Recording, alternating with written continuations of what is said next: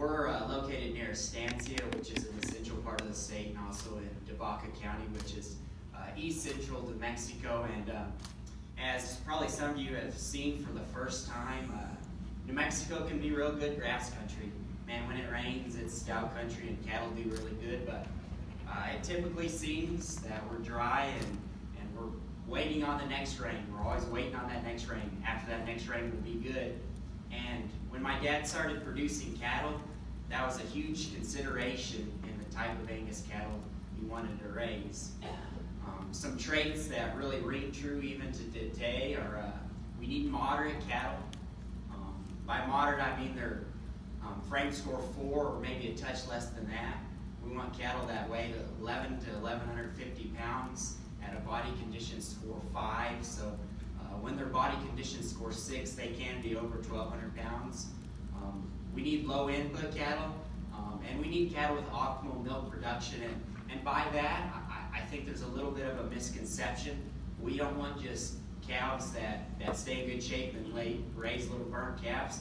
No, we want a cow that raises a calf that's 50% of her body weight. We want that cow to hold her body condition, and we also want that cow to get bred back early in the season, because at the end of the day, fertility, getting cows bred back, and calf survivability are the most important economical traits. And for us, from the beginning and setting up our herd, we wanted to emulate how a commercial operation works.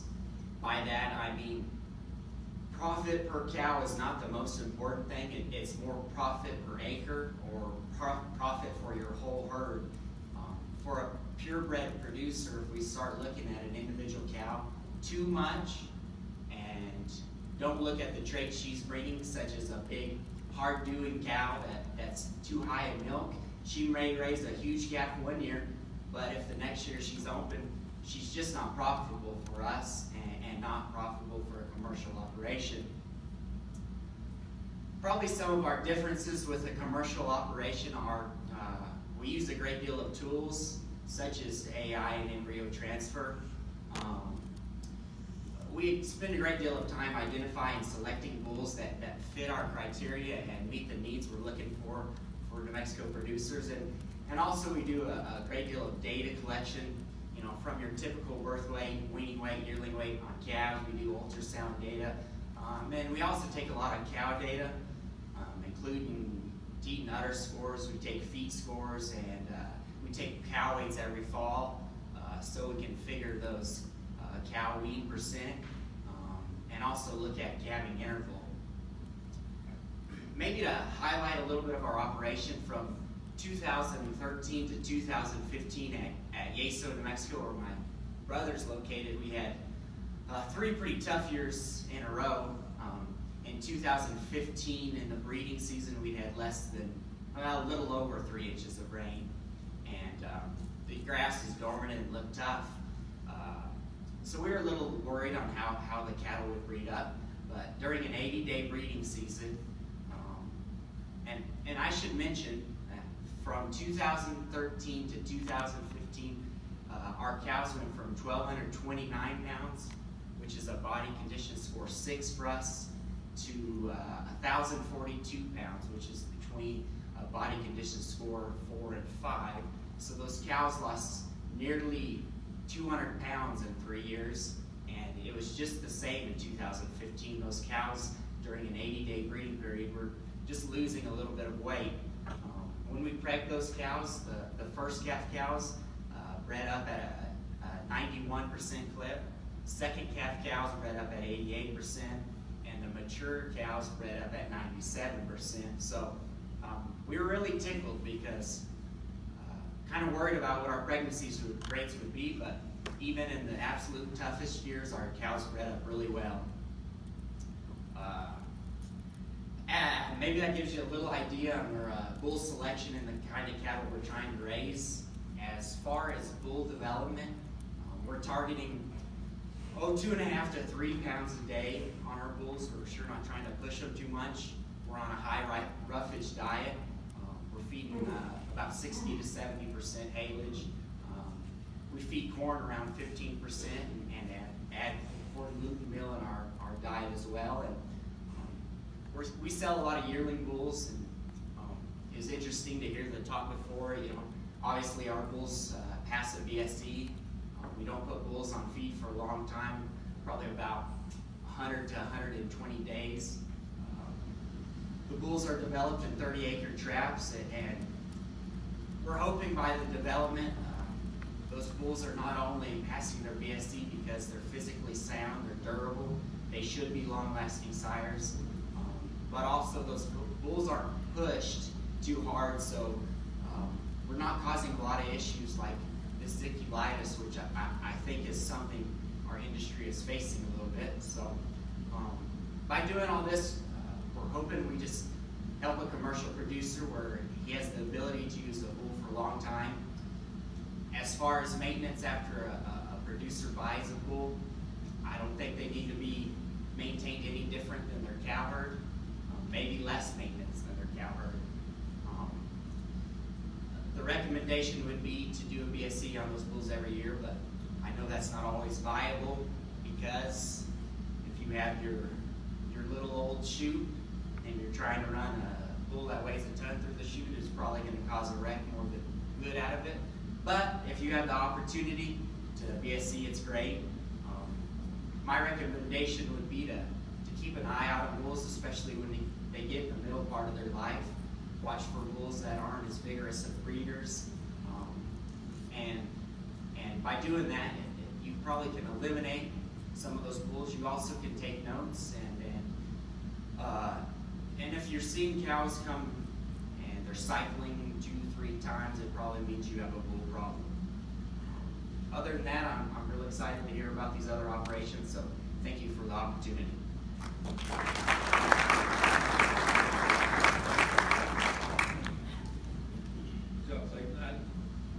My name is Heckendorn, and my family and I have Angus Ranch. We're just east of Moriarty, about 7 miles, which is about 45 miles east of Albuquerque, right off I-40, just a little bit north of where the Gardner's family's ranch is. At Angus, we started raising registered Angus back in 1980. My family started as B&H ranchers, and then my wife and I bought the cows in 2002 and started taking over the registered operation. But at Angus, we're always focused on, we've always tried to focus on, number one, I think a lot of what Clayton said was absolutely true. Fertility is critical for profitability within a ranch, within a commercial cow herd. And so everything starts with fertility. If you don't have calves, then it doesn't help much. And then the next thing for us, growing up, is most of our customers and ourselves, we feel like calving ease is very important. And those calves that don't survive birth don't have very good weaning weights, is what we found. So I think most people would agree with that. So we've always focused on calving ease, and then once we get that live calf on the ground, we want them to grow as rapidly and efficiently as we can. And my family started testing bulls at the Chicken Carry Bull Test back in the early 80s. And they used to have those bulls in pretty small pens, and they'd have 3 or 4 bulls in each pen, and we would measure feed efficiency by pen within that group. And we try to have sire groups. We might have 3 bulls out of a particular sire group in each pen, so we couldn't measure individual feed efficiency, but we could at least identify which of our sires were siring calves that were more feed efficient. And then a few years ago at the bull test, the cooperators there at the bull test invested over $100,000 in installing a grow-safe system at the bull test, where we can actually measure individual feed intake and individual feed efficiency of those animals. And some of the studies show that that's about 90% heritable to the cow herd. And so we feel like if we can make some improvements in feed efficiency, and we can pass that on through the cow herd, we feel like that can have a huge impact on the industry. In some studies I've seen, a bull that maybe is 20% better in feed efficiency could return that buyer that dollar value of feed savings of those calves that are run through the feedlot, fed out, and then the cost savings of feed for your cow herd, up to around $15,000 to $17,000 more value for a bull that's more efficient in feed conversion. What we see at Chicken Carry has been interesting. We have some bulls that are converting less than 4 pounds of feed per pound of gain, and we have some bulls that are converting 9.5 to 10 pounds of feed per pound of gain. So we see huge differences. And so a couple of years ago, we had, my family had a bull that was one of the top gaining bulls. I think it was the second high gaining bull in his group. And he converted about 5.3 pounds of feed per pound of gain. I kept that bull as a herd bull, and last year I had 4 sons of that bull in the test. And that group of bulls, they averaged 4.2 pounds per day average daily gain, which ratioed about 104, which is about 4% above average on average daily gain. But their feed conversion was 5.31. On that group of 4 bulls, they converted 5.31 pounds of feed per pound of gain, which was about a 118 ratio, or 18% better than average. And so we feel like that's very highly heritable, the feed efficiency. And so that's something that at JC Angus we're focused on. Fertility, calving needs, performance. We obviously ultrasound and do that type of information as well at the bull test. And one of the things I've learned, and I think I want to promote again on when we look at the bull test, people have an opportunity to really see under the hood. You know, a lot of times I grew up judging livestock, and I was on the Mexico State's judging team, and I enjoy judging cattle. I enjoy looking at phenotype and how they look and how they move, but you really can't see under the hood just looking at them. And you want to make sure they're structurally sound and all those types of things. But once you got to get bull structurally sound, what you really see from tooth carry at the bull test is you really see under the hood and see the feed, the average daily gain was the horsepower, and the feed efficiency was the fuel economy. A lot of people buy a pickup without knowing, you know, I don't know if we buy a pickup without knowing what the horsepower or fuel efficiency is, but a lot of people do that with bulls. So I think you have an opportunity to, in a place like the tooth carry bull test, you have an opportunity to look under the hood and get a little more detail. So I'll let it go at that. But thank you guys for letting us come and share.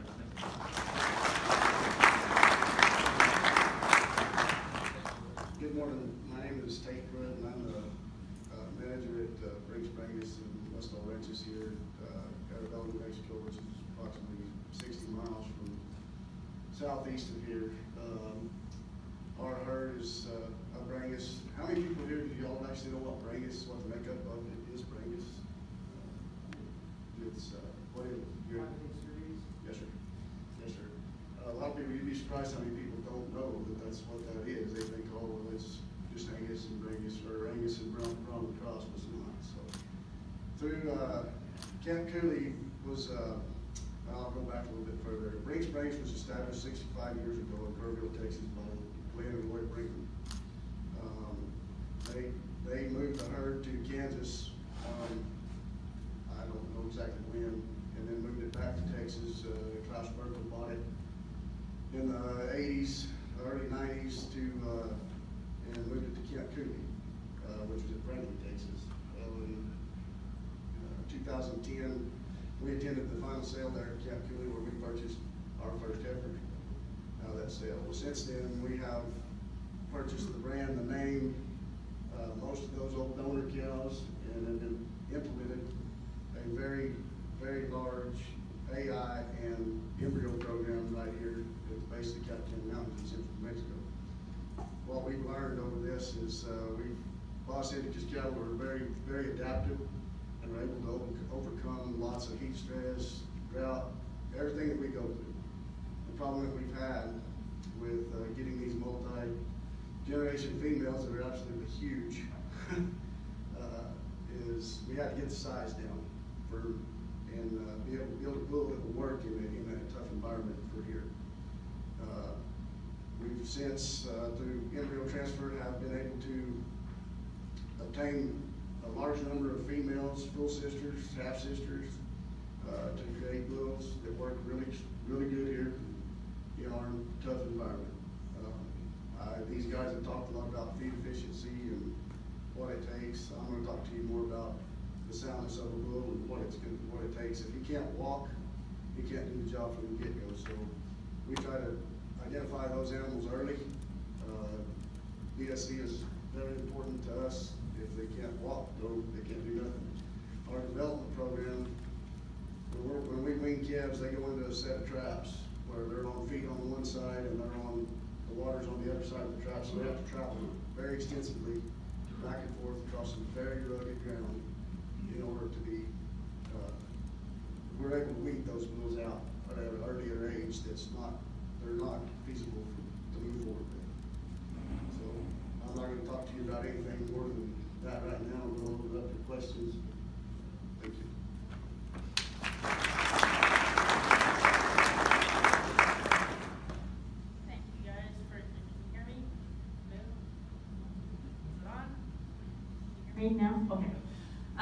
So I want to thank these three for offering their information about their operations, and one common theme through there is they utilize the technology available to them to develop their herds. And I think that's a very important theme of this whole program is take advantage of those tools because they do make a difference. We do have time for a couple questions, so if anyone out there is curious on some of their breeding programs, some of their philosophies, is there any questions right now? Yes, sir.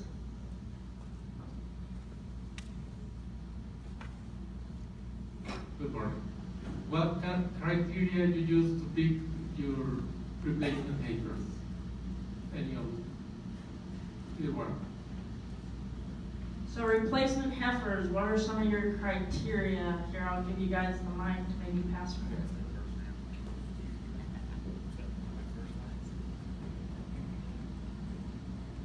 First of all, I think choosing a replacement heifer is probably a very large key. The one thing that I'm gonna look at is, when they touched on this yesterday, is it's not necessarily the biggest, the oldest, heaviest. I mean, we're gonna look at that. So the oldest is important to me, but what did that heifer's mother do for me last year? Has she done it in years past?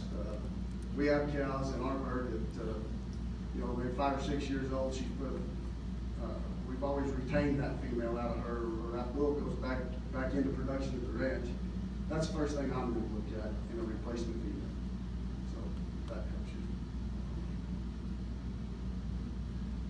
That's a good question. I think sometimes the more I learn, the more I realize how little I know. But I've tried to look back at some of the things like we talked about. You look at how the mother's performance was. Obviously, we want to keep females out of our good cows. But sometimes those heifers don't turn out to be, it's kind of surprising sometimes what you find out as you follow those bloodlines. You think, oh boy, my biggest, fattest heifer at weaning, she's going to be a really good cow. She turns out to be the worst cow that year. So it's a little bit challenging, but I think we try to use all the tools we can. Obviously, we look at EPDs, we look at individual performance, we look at the pedigree and the historical performance of the mother. And then I just want to say, sometimes you do all that and you still make bad decisions, but that's how you learn experience and get gray hair. So. I definitely agree with these guys. We look at genetics. We also look at two pretty specific things. We look for heifers that were bred early in the breeding season. That's real important to us. We're more likely to cull those that get bred later, and also we really pay attention to our calving. So we'll look back at pedigrees, how heifers, how that dam, how sisters, how their calving was. We'll look at calving east maternal. All those numbers are really essential because obviously we need that red heifer to have a live calf. One of the things, I'm the director of the tooth and carry bull test. I work with John fairly extensively, and he is a data hound. Let me tell you, he puts me to task. And there's been an increasing interest in gaining efficiency data on those females as well. So that's another thing it's a little more challenging to measure data using an animal you're trying to get bred, but that's also been something that's been starting to be looked at. So for the sake of time, I think we almost caught up to get back on schedule. I want to thank these gentlemen again for their time and effort, and Dr. Dalton this morning on the bull session. Hopefully this was beneficial to you. There is an evaluation on your table, and no, we're not in Kansas, so we'll scratch that, but the wonderful state of New Mexico, Ruidoso, New Mexico. Next up, we will be